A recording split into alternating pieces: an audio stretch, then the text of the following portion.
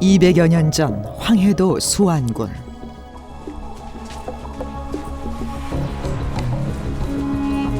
이놈인가야? 충격적인 살인 사건이 발생했다. 같은 마을에 사는 한 여인이 이웃 남자를 살해한 사건이었다. 살해 방법은 잔혹했다. 몇 번에 걸쳐 다듬이 방망이로 내리친 다음 남자의 목을 2차례 깊숙이 찔렀다.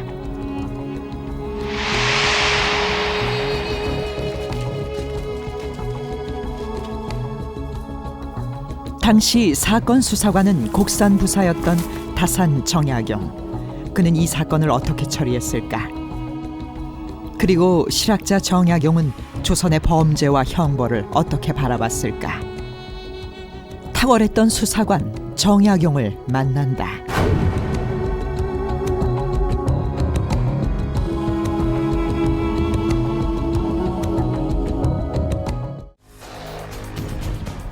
조선 정조 때 황해도 수안군에서 2건의 살인 사건이 잇따라 발생했다.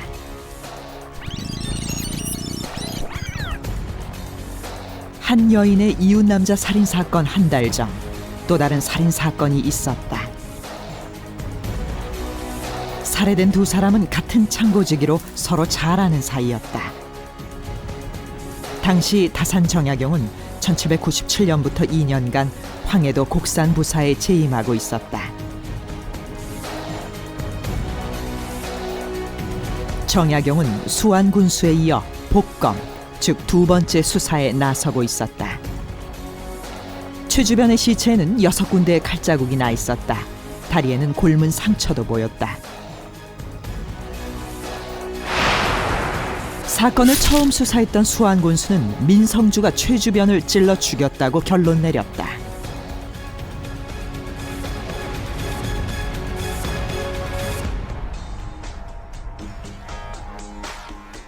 흠음신서에는 정약용 자신이 수사했던 이 사건에 대한 자세한 전말이 실려 있다.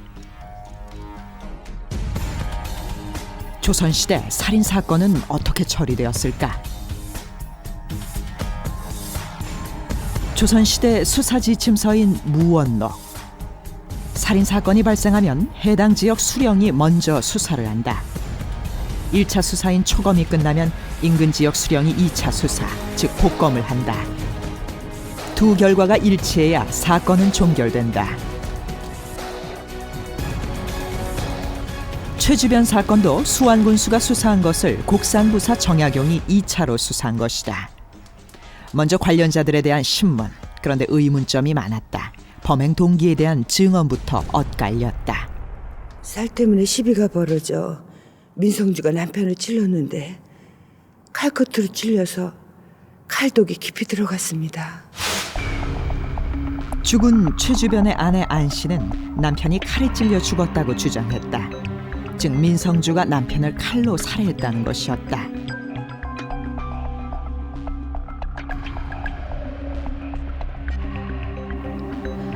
아닙니다. 바지를 벗기고 희롱을 하는 장난을 치다가 남편이 칼날을 옆으로 눕혀 때려서 살갗을 조금 다쳤습니다. 반면 최 주변을 죽게 한 민성주의 아내는 죽이려고 한 게 아니고 단지 장난이었으며 칼로 찌른 게 아니라 조금 닿았을 뿐이라고 증언했다. 칼에 의한 살해가 아니라는 주장이었다. 이처럼 사건의 동기와 칼놀림에 대한 진술이 달랐다. 누구의 말이 진실일까? 사법제도 연혁 도보. 이 책에는 조선시대 수사와 형벌이 어떻게 진행됐는지 그림으로 자세히 설명되어 있다. 증인 신문이 끝나면 다시 살인 현장과 시체에 대한 검사가 이어진다. 시체를 살펴보는 검시. 검시는 수령의 지휘하에 이루어졌다.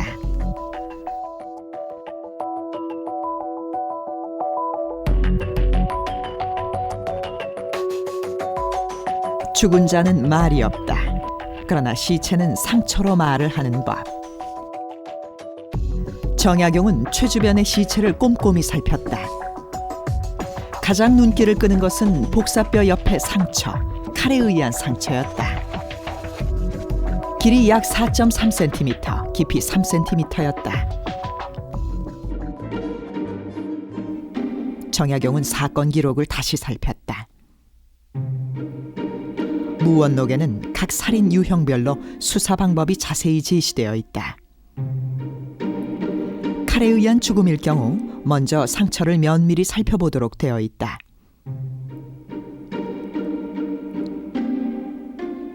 정약용은 무원록의 지침에 따라 사건을 재현해 보았다. 먼저 부채를 사람의 정면을 향해 찔러본다.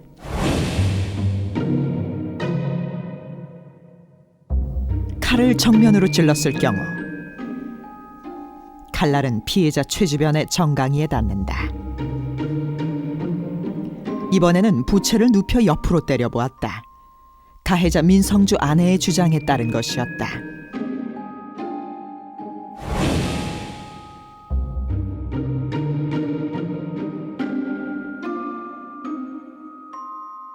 이 경우 칼날은 피해자 최주변의 복사뼈 부근에 닿는다.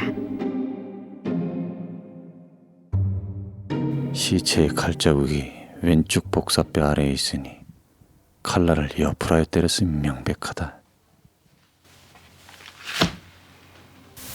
민성주는 최주변을 곧바로 찌른 것이 아니다. 최주변의 상처는 찔린 것이 아니었다. 칼에 찔린 구멍은 살갗이 터져 피가 나온 정도에 지나지 않고 애초에 뼈가 닫혀 골수가 드러나지 않았으니 죽은 원인이라 볼 수 없다. 그렇다면 의문은 또 있었다. 피해자 최주변에 피 묻은 버선.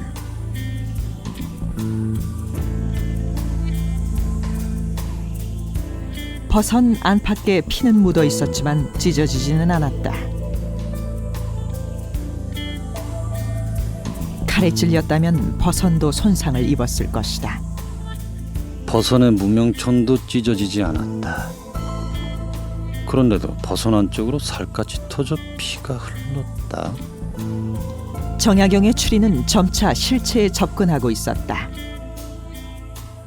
아마 최주변이 종기를 앓던 곳을 칼등으로 얻어맞아 터지면서 무명천이 터지지 않았음에도 피가 흘러 버선을 적신 것 같다. 버선을 벗기기 전부터 칼로 장난치고 있었다. 그렇다면 사망 원인은 무엇일까? 최주변은 칼에 다친 부스럼을 따뜻한 방에서 조리해야 되는데 바람을 쐬고 참기운을 쐬어 혈관을 더 다쳤고 또한 말을 들고 섬을 져서 힘줄과 핏줄을 억눌러 부스럼의 도끼를 풀지 않았으니 죽은 원인은 칼에 찔림이 아니고 칼에 다친 뒤 조섭을 잘못하여 죽은 것이다. 최주변은 칼에 찔려 죽은 것이 아니라 칼로 인한 상처를 치료하지 않아서 죽었다고 판단한 정약용. 그의 사망 원인 진단은 현대 법의학에서 볼 때도 타당한 것일까? 몸에 외상이 없으면 병사, 외상이 있고 병이 없으면 변사로 판단한다.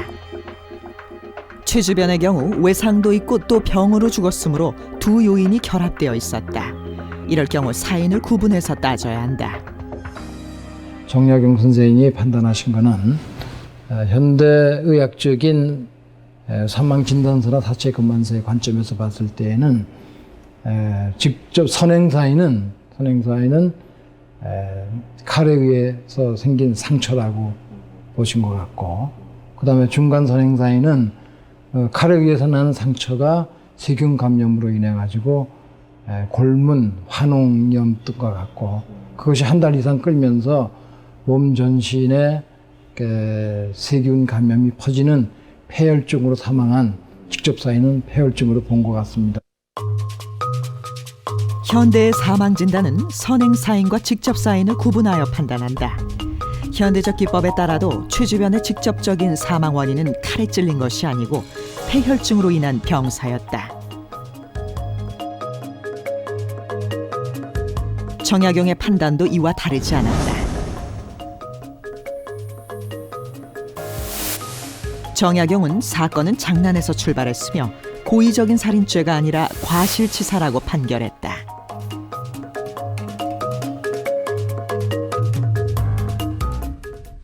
정약용의 판결을 지금의 시각에서 보면 어떨까?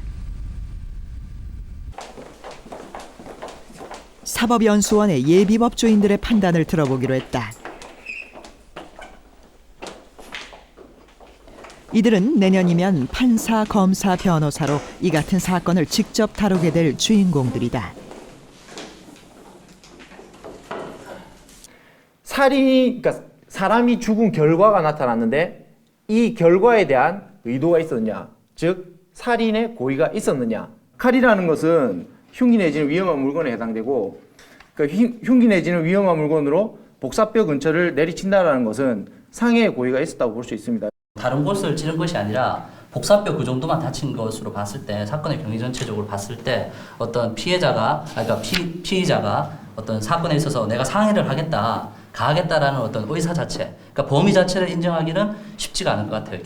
살해까지 그 결과를 감수하겠다는 그러한 결과 발생에 대한 어떤 용인도 있기 힘들다고 봤을 때 과실치상이 오히려 더 적합하지 않을까, 이 사건 같은 경우에는. 그 이후의 정황을 보면은 그 피해자가 뭐 이렇게 힘을 쓰는 일을 막 했거든요. 그리고 1개월 후에나 죽었고, 그런 걸 보면은 인과관계도 없다고 보아서 과실치사까지는 안 되고 과실치상죄 정도가 성립되지 않나, 이렇게 저는 생각합니다.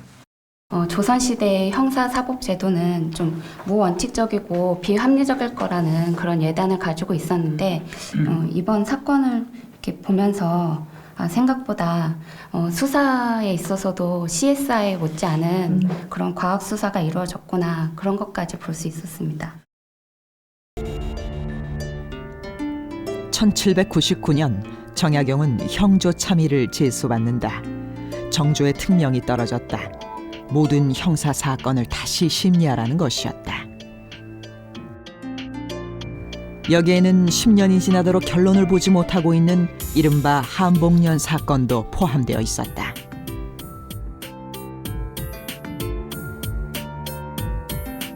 한복년은 살인 혐의로 10년째 감옥에 있었다.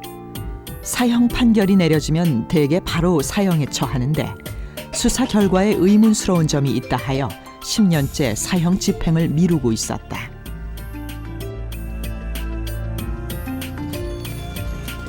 사건의 전말은 이랬다.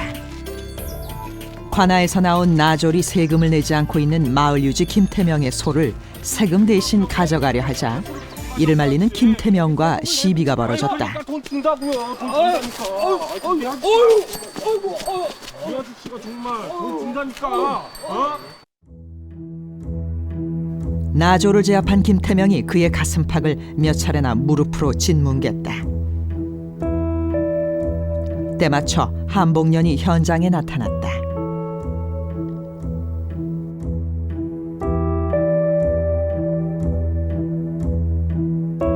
한복년은 김태명 집안의 머슴이었다. 김태명은 나졸을 가리키며 소를 훔치려던 도둑인이 혼내주라고 했다.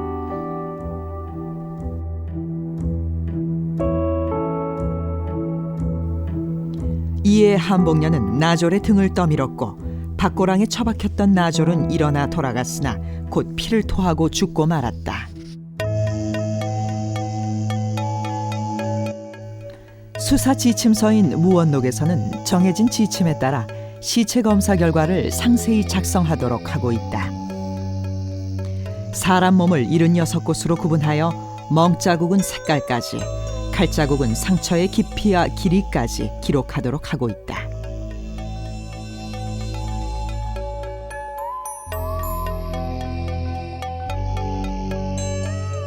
이 무원록의 지침에 따라 작성된 실제 검안.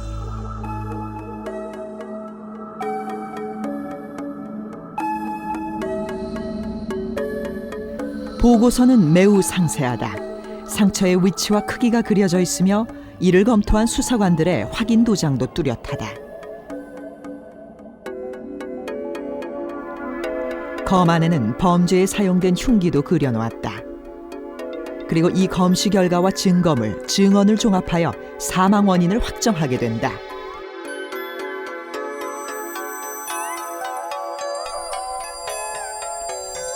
정약용은 한복년 사건의 검안을 다시 검토했다.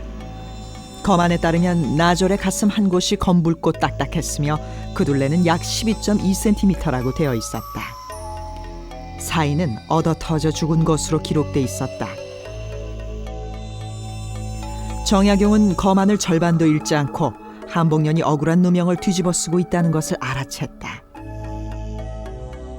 원래 형사사건 판결에는 3가지 근거가 있어야 합니다. 첫째는 유족의 진술, 둘째는 시체 검검서의 증거, 셋째는 증언입니다.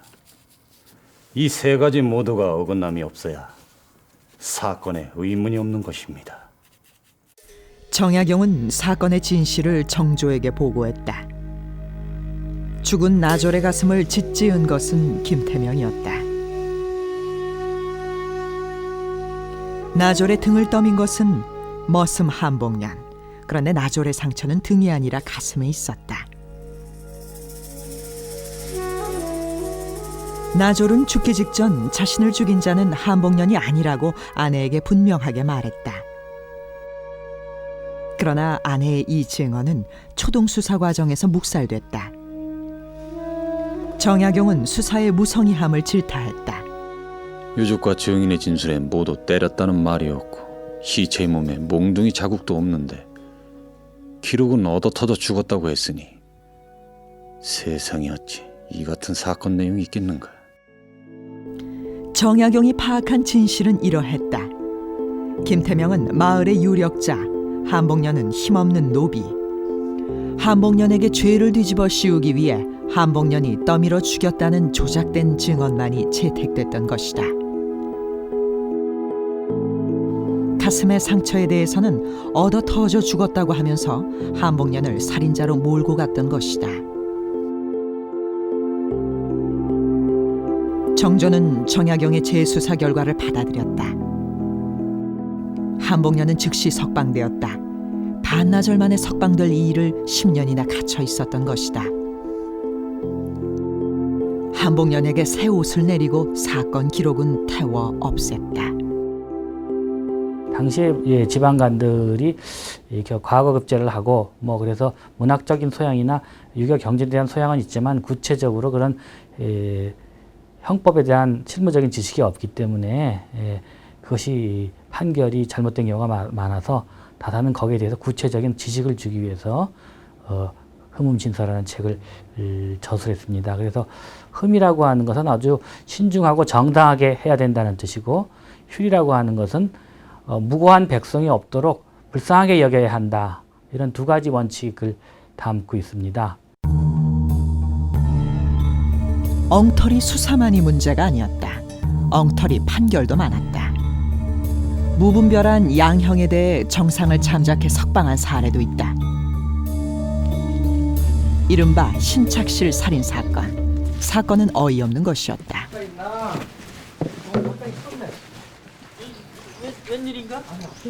엿장수 신착실이 엿 2개의 외상값을 받으러 갔다가 시비가 벌어졌다. 저걸 약값을 줘야 될 거야. 엿값 2푼을. 엿 2개 값은 단돈 2립. 주란 말이야. 못 줘. 어디서 갈 거야? 줘. 못 준다고. 주라고. 필요 없다니까 왜 그러는 거야? 이 양반이 진짜. 못 줘. 줘. 화장 사자 나는. 에이씨. 이 양반이 진짜. 아유 진짜. 왜 그래? 시비 도중 엿장수 신착실이 박 씨를 떠밀었다. 그런데 하필이면 떠밀린 박 씨가 지게불에 항문을 찔리고 말았다. 박 씨는 즉사했다. 엿장수 신착실은 졸지에 살인자가 되고 말았다. 살인자 신착실을 사형시켜야 한다는 의견이 많았다. 그러나 정약용은 정상 참작을 주장했다. 지게불이란 원래 예리하지 않고 신체의 그 구멍 또한 매우 은밀한 곳에 있습니다. 공교롭게도 서로 찔렸으니 사람이 잘할 수 있는 일이 아니옵니다. 신착실에게는 비록 사람을 떠민 죄는 있으나 사람을 죽일 마음은 없었사옵니다. 사형에 해당하는 사건의 최종 결정자는 임금. 정조는 정약용의 주장을 받아들였다. 지극히 뾰족한 것이 지게의 뿔이요 지극히 작은 것이 항문의 구멍이다. 지극히 뾰족한 뿔이 지극히 작은 구멍에 닿았으니 이는 세상에서 가장 지극히 교묘하게 합쳐진 것이다. 정상 참작의 주요 근거는 실수였느냐 고의였느냐 여부, 즉 사람을 죽일 마음이 없었을 경우 정상 참작이 가능하다는 것이다. 조선시대 판결은 결과가 아니라 동기, 즉 범인의 마음을 판단했다. 신착실은 실수가 인정되어 사형 대신 유배를 갔다.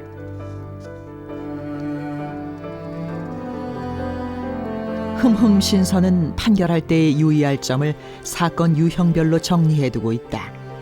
정약용은 맨 첫머리에서 고의와 과실을 신중히 구별하여 판단할 것을 강조하고 있다.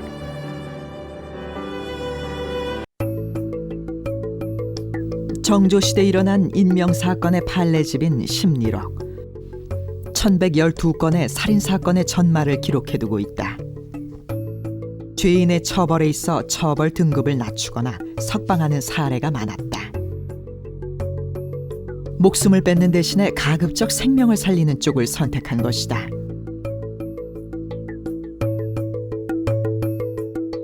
심리록에 기록된 사건은 모두 1112건인데요.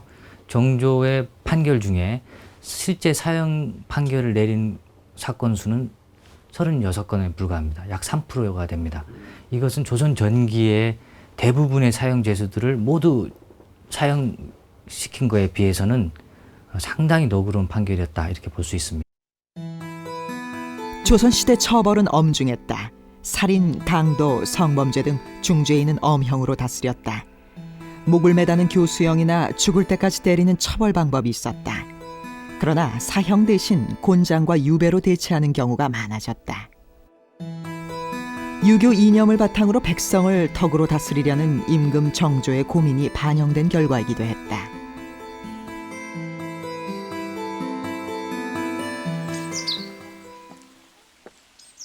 그러나 임금 정조와 형조참의 정약용의 노력은 1년도 되지 않아 중단되게 된다. 강진으로 유배를 온 정약용. 유배 중에도 그는 형벌에 대한 고민을 멈추지 않았다. 그것은 조선 사회가 무엇을 선으로 보고 무엇을 악으로 볼 것인가 하는 문제와 직결되는 것이었다. 그런 고심 속에서 정약용은 조선과 중국의 각종 사건 사례를 종합하여 흠음신서를 저술하기 시작했다.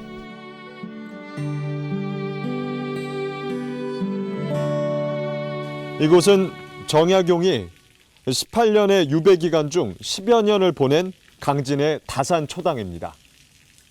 개혁군주 정조의 총애를 받으며 함께 조선 사회를 개혁하고자 했던 정약용. 그러나 그의 꿈은 정조의 느닷없는 죽음과 형제들의 천주교 연루로 무산되고 결국 이곳으로 유배를 오게 되는데요. 이 유배지에서 정약용은 목민심서를 저술하고 흠음신서를 쓰기 시작합니다.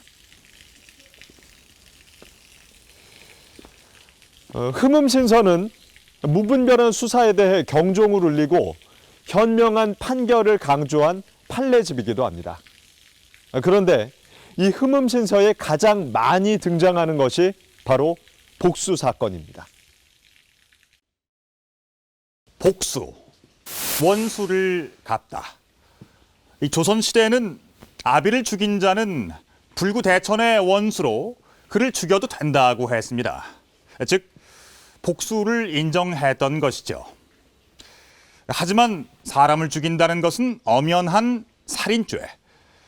법을 따를 것인가 아니면 유교 윤리를 따를 것인가. 법을 따르자면 살인죄로 처벌을 할 일이요, 유교 윤리를 따르자면 큰 칭찬을 들을 일이었습니다. 이게 바로 조선시대의 가장 큰 딜레마였습니다. 정약용도 이런 복수 사건 처리에 관해서 깊은 고민을 했는데요. 그 단적인 예가 앞서 보신 한 여인의 잔인한 살인 사건이었습니다. 황해도 수완군에서 벌어진 충격적인 살인 사건. 사건을 저지른 장본인은 칼장난 때문에 죽었던 최주변의 아내 안 씨였다. 인가야! 남편 최주변이 칼장난 한 달 후에 죽자 안 씨는 남편을 다치게 한 민성주를 찾아갔다. 그리고 다짜고짜 다듬이 방망이로 내리치기 시작했다. 민성주가 쓰러지자 칼로 그의 목을 2번 찔렀다.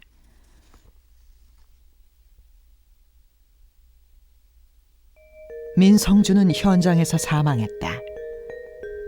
안 씨는 남편 최주변이 죽자 그 복수를 위해 민성주를 죽인 것이다. 시체는 참혹했다. 왼쪽 이마 모서리 훼손, 왼쪽 눈썹 모서리의 뼈 함몰, 오른쪽 귓바퀴와 오른쪽 턱 및 살점 손상, 다듬이 방망이에 맞은 자국이었다.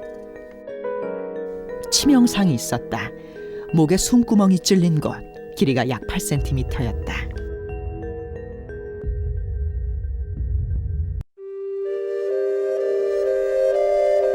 사건을 처음 수사했던 수완군수는 최주변은 칼에 찔려 죽었으며 주범은 민성주라고 결론 내렸었다. 따라서 안 씨는 남편의 원수를 갚은 연료이기 때문에 무죄 방면한다고 결론 내린 바 있었다.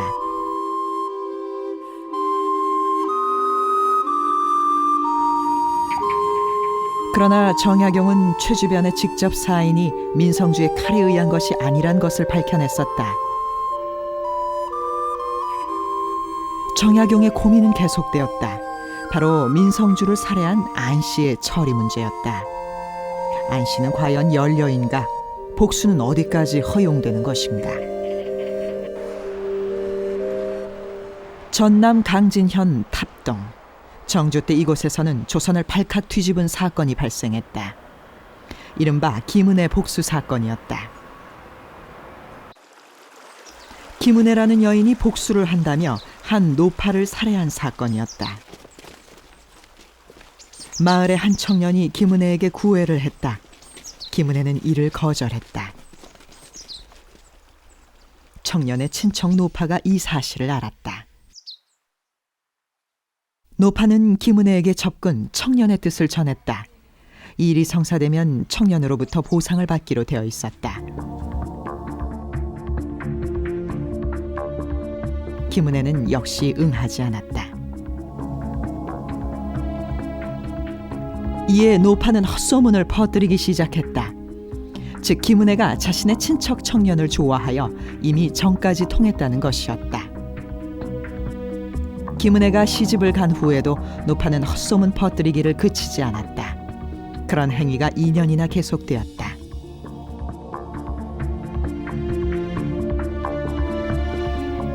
이에 참다 못한 김은혜가 노파를 찾아가 칼을 휘둘렀다. 김은혜는 한 번 찌르고 한 번 꾸짖기를 18차례나 거듭했다. 노파를 죽인 김은혜는 그 길로 관가로 가서 자수했다. 떳떳한 일을 한 것이므로 거리낄 것이 없었다. 최종 판단을 앞둔 정조. 정조는 김은혜가 노파를 통쾌하게 꾸짖어 원수는 갚을만 하다는 것을 대낮같이 밝혔다고 칭찬했다. 정조는 김은혜를 석방하고 모든 사람이 알도록 하라고 명령했다. 미풍양속을 가르치는 모범적인 사례라고 본 것이다. 정조의 그 감형의 논리는 여러 가지가 있습니다. 그 중에서 하나 중요하게 꼽을 수 있는 것은 유교윤리, 그 효열의 문제입니다. 그래서 가족을 위해서, 효를 위해서 복수를 한 경우라든가, 그 정조를 지키기 위해서, 자신의 정치발핀 정조를 지키기 위해서 복수 살인하는 경우, 결과는 비록 그 살인이지만 그 동기, 효나 열을 중시한 그 동기를 강조함으로써 감형을 해준다, 이렇게 볼 수 있고요.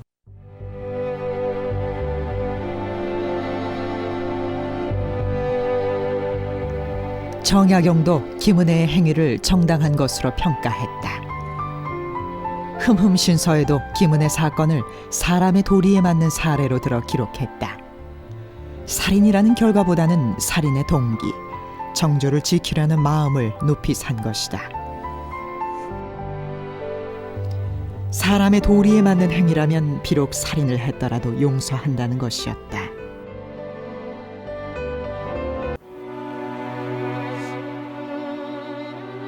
유교 윤리에 따른 복수는 허용되어야 한다는 것이 조선시대의 일반적인 인식이었던 것이다.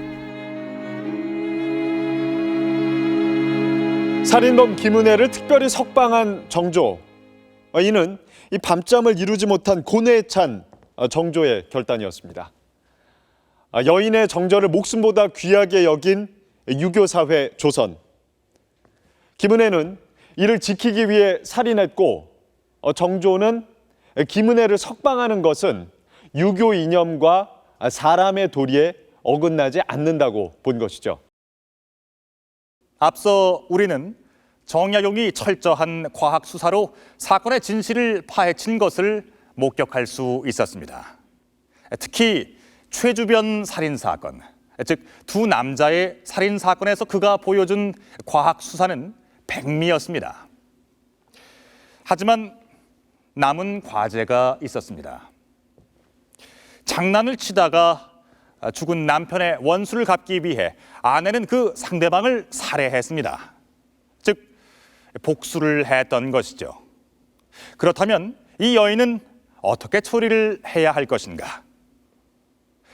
이 사건의 처리 과정을 통해서 우리는 조선 사회의 근본에 대해 깊은 고민을 했던 정약용을 만나볼 수 있습니다.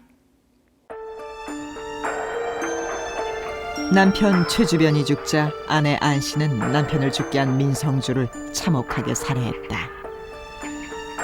이것은 처음 수사에서 밝혀진 사실이었다. 그러나 수사가 진전되면서 사건의 전모는 다르게 밝혀졌다.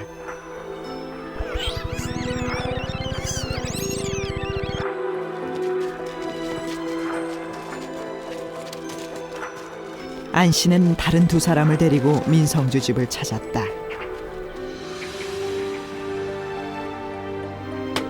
그리고 안 씨가 민성주를 죽이는 동안 두 사람은 민성주의 아들과 며느리를 결박했다는 것이 뒤늦게 밝혀진 것이다. 즉, 아버지가 살해당하는 동안 현장에는 아들과 며느리 그리고 다른 두 공범이 있었던 것이다. 정약용은 관련자를 모두 체포하여 다시 판결했다. 처음에는 연료로 무죄 방면을 받았던 안 씨, 민성주의 아들 그리고 안 씨의 공범인 두 남자에 대해 각각 판결이 내려졌다. 민소백 부부를 묶은 채와 이는 공모하여 사람을 죽인 죄에 해당한다. 칼을 씌우고 엄중히 가둔다. 아들 민소백도 유죄, 이유는 불효였다. 민소백은 비록 묶였으나 몸이나 다리로 막을 수 있었는데 그러지 않았고, 사람 살리라는 소리도 치지 않아 아버지가 죽게 되었으니 사람의 도리를 없애고, 말할 수 있었는데 말하지 않았으니 엄중히 가둔다. 안 씨에 대한 정약용의 판결은 더 엄중했다. 아내가 남편의 원수를 갚음은 삼강과 오상의 뜻에서 나왔으니 그 일은 기특한 일이 아닐 수 없고 그 절조 또한 높지 않을 수 없다.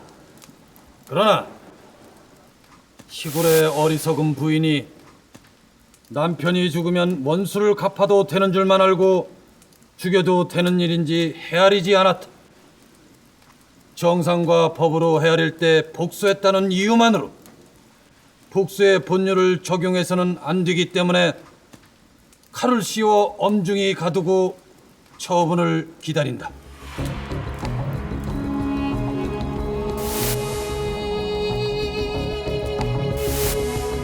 정약용은 안 씨의 행위는 정당화될 수 없다고 판결, 그녀를 옥에 가둔다. 정약용은 실수로 사람을 죽였을 경우 화해를 해야지 복수를 해서는 안 된다고 못 받고 있다. 무분별한 복수를 제안한 것이다.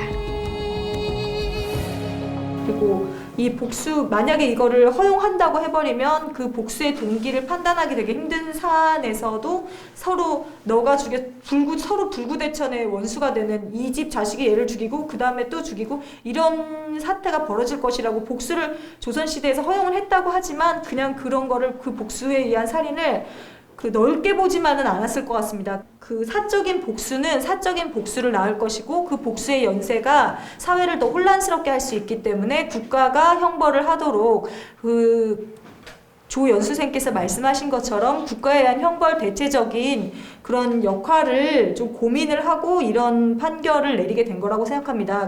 판결문에 보면은 사적인 복수는 금지돼야 하는 게 맞고 복수의 연쇄는 끊어져야 된다. 왜냐하면 그 사회적 안정성과의 문제도 있거든요. 그러니까 원한을 푼다는 그 개인적인 문제와 그 사회적 안정성 간의 이런 조화가 또 문제되는 그런 접점이라고 또 생각되고요. 정약용은 유교 윤리에 어긋나지 않으면 관대히 처분해야 한다고 여겼다. 그것이 유교 사회 조선을 유지하는 길이었다. 그러나 이를 무제한 허용할 수는 없었다. 복수를 무한정 인정할 경우 끊임없이 복수가 계속되어 사회가 불안해지게 된다. 결국 어디에선가는 엄한 형벌로 다스려야 했다. 관용과 엄형의 조화가 필요한 것이다. 다산이 다른 성리학자들과 달리 동기의 선함을 중요시하고 강조했지만 다른 성리학자들과 다른 지점은 바로 복수가 가능한 경우들을 제한하고 있다는 점에서 그 다산의 말하자면 독창성이 있다고 볼 수 있겠습니다. 다산은 모든 복수가 근본적으로는 허용될 수 있지만 무작위하게 무분별하게 일어나는 복수를 방지할 생각을 가지고 있었습니다.